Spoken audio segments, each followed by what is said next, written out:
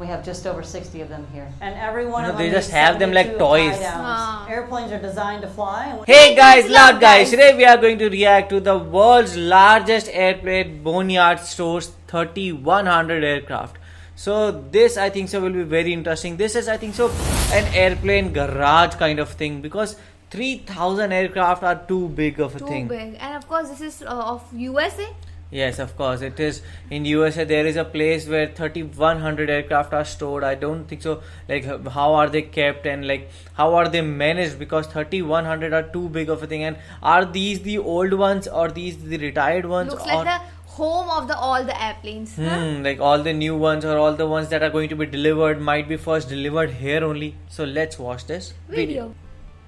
The 309th AMAR stores the world's largest collection of military aircraft here in the Arizona desert. I like to call this the ugliest plane out here, the YC-14. It was an aircraft that never went into production.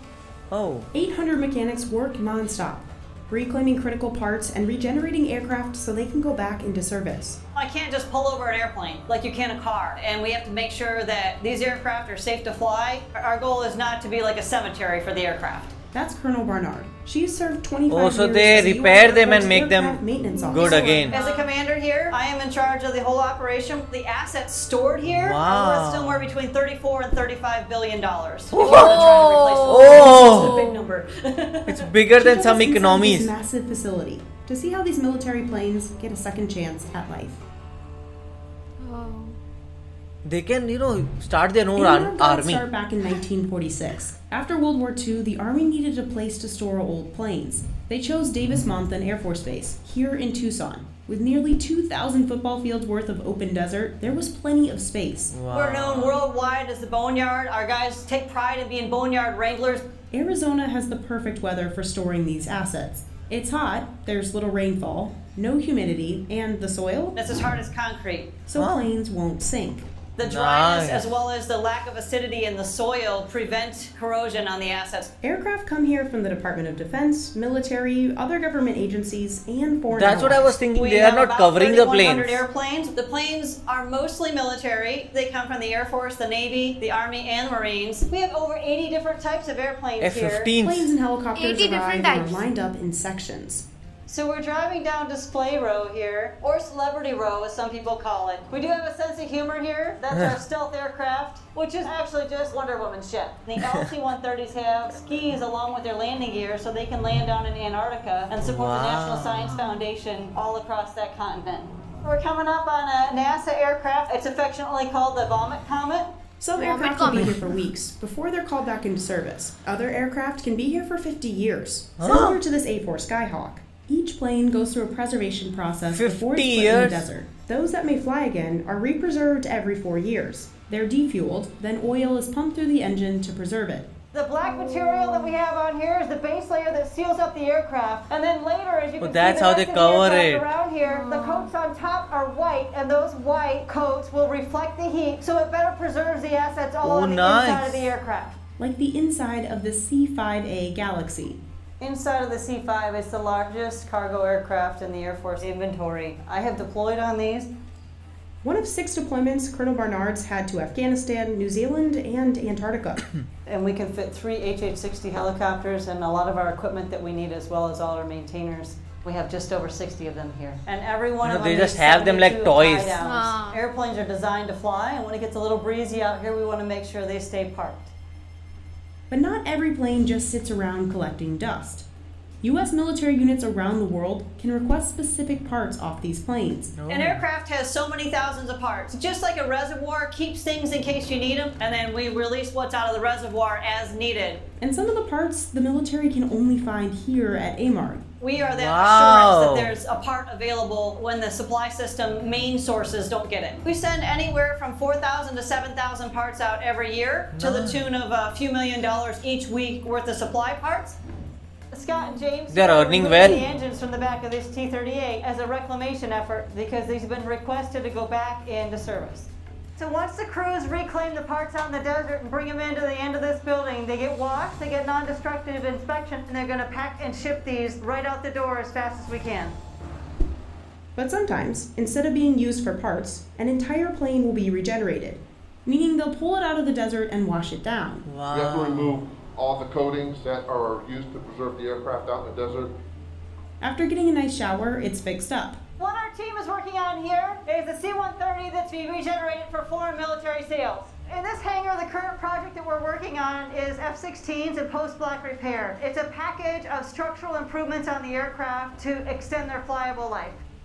The unit also handles aircraft modifications. These aircraft come from U.S. units that are active right now, and then they get some work done on them and they go back out to that same unit. We're able to upgrade those and modify them to keep them up with the current standards in the active fleet. So they do all kinds of work. Pieces are sent to They are like the separate mechanics for repair and overhaul. of airplanes. Here in the wing shop, We have all the center portions of the A-10 wings being rebuilt here, and the outer portion being rebuilt there. There's actually hundreds of pieces For inside of an specifically aircraft wing. wings, The huh? complexity Wow. and the level of structure, it's really eye-opening for many folks. Wow. Each set of wings can take up to 20,000 man-hours to overhaul. once parts are 20,000 fixed, hours. they go through a thorough inspection. We're here in the non-destructive inspection area. Pete's working on a fluorescent dye penetrant. It's basically a liquid that absorbs into cracks, and we can apply a black light to it, and you can see there's a crack right Wow. here that shows up. So This sophisticated. crack right here on this part in the landing gear could cause catastrophic failure on the landing gear. Not a single crack on an entire plane can get past this team. Not We a have to make sure single that these crack. aircraft are safe to fly so that we protect that asset and we protect the aircrew that's inside of that asset. So the stakes are pretty That's why Once American fixed, the planes go aircraft through are a so rigorous final reliable. flight test. Pilot Scott Thompson is testing these regenerated F-16s. I will take them out to the airspace just south of here, close enough to where if I do have a problem, I can get back onto the ground immediately and pretty much put them through the ringer. We test flight controls and the handling and the engine performance and all the systems on the plane pretty extensively at all altitudes. They go out to become full-scale aerial targets. That's a happy ending for a plane pulled from the desert here at AMARG. Wow. But for other aircraft, this is the end of the line. Okay. The planes march with a big D, go through pre-demilitarization, and then are destroyed by a third-party contractor. So these are the Aw. guys that work the D-mill and they prepare aircraft for disposal. Well, and I will get out of the way of the crowbar.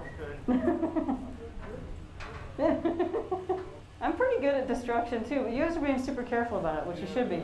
The planes are demolished for good reason. To make sure everything's accounted for and that the materials and the technology don't fall into the wrong hands. While some Americans may not have heard of AMARG, it actually saves taxpayers a lot of money. The assets stored here are worth somewhere between $34 and $35 billion. Wow. And so to make a new one may not be possible versus to rejuvenate an old one might be the best case scenario. But for the workers, it's not just about saving the military some money. It's also about giving these planes another life. A lot of these airplanes haven't flown for a very long time. I flew a lot of them operationally back in the day. It's great to get back in them and bring them back to life. These airplanes have a lot of stories to tell, and it's wonderful to Yeah, spend time because with people them have and think attachment about to that. these There are planes. very few of us military that are lucky enough to be assigned here. It's just a joy to be able to work with these people every day and be around these airplanes. Yeah. So these are like the mechanics of this planes, and like the thing is they have a huge area in which they keep all types of planes, and I loved how synchronized it was. Like small planes were one side, then the big planes, and then they were also kept in a very pattern way, and also like it is so American way of like repairing things and making things like last longer, and then also checking for cracks, and the way he said it, like even one crack is not allowed. So like they even have that paint where they put the paint, and if there is even one crack, they just see this paint and then they repair it again. So that's how the good thing it is, because when we all know that if there is something from China, we all know that it is not that good, but we know if something is from US, it is of highest quality, and that's how they ensure that. For me, I observed in this video was the details. They are like giving importance to all the tiny things. And the thing I like about America is like they are always very specific and very sophisticated for their things. Like here, if we talk about, like they have different sections and they are checking on things. They were coloring, and like if they have to preserve the things, like every 4 years they are like doing the paint on that, and they are just washing it off properly. So everything is done in a very proper manner. Yeah, so this video was actually a very interesting video to watch. How did you guys find it? Do let us know in the comment section below. So do like, share, and Subscribe. bye. Bye.